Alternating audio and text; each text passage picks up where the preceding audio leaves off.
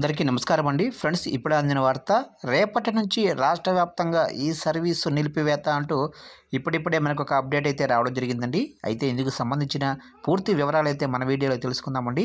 Video మాత్రం ఎక్కడ skip చేయకుండా చూడండి ఫ్రెండ్స్, అప్పుడే మనకి పూర్తి సమాచారం అయితే తెలుస్తుంది. ఇక లేట్ చేయకుండా వివరాల్లోకి వెళ్ళిపోదాము.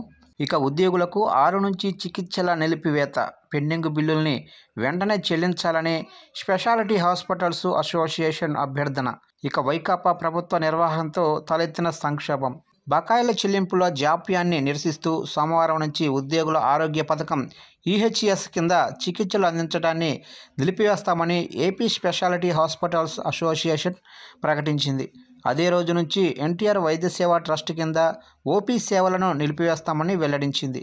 అత్యవసర చికిత్సలను మాత్రమే యథావిధిగా అందిస్తామని పేర్కొంది. ఇక రాష్ట్ర ప్రభుత్వం నుంచి సుమారు 2,250 కోట్ల బకాయిలు రావాల్సి ఉందని అసోసియేషన్ అధ్యక్షుడు డాక్టర్ విజయ్ కుమార్ చెప్పారు. విజయవాడలో శనివారం ఆయన విలేకరులతో మాట్లాడారు. ఎన్డీఏ ప్రభుత్వం వచ్చాక 1,511 కోట్ల బిల్లుల్ని చెల్లించారు. దీనిని స్వాగతిస్తున్నాము.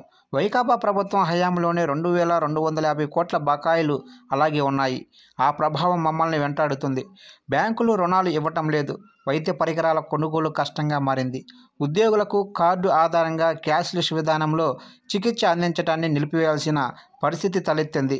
ప్రభుత్వం పెండింగుల్లో ఉన్న బిల్లుల్లో కనీసం 50% వెంటనే చెల్లించాలి. మేము ఇప్పటికే అందించిన సేవల నిలిపివేత నోటీసుపై మంగళవారంలోగా ప్రభుత్వంతో జరిగే చర్చలకు హాజరవుతాము అని విజయ్ కుమార్ చెప్పారు. విలేకరుల సమావేశంలో అసోసియేషన్ ముఖ్య ప్రతినిధులు నాగమల్లేశ్వరరావు, అవినాశ్, ఎస్వీఎల్ నారాయణ పాల్గొన్నారు.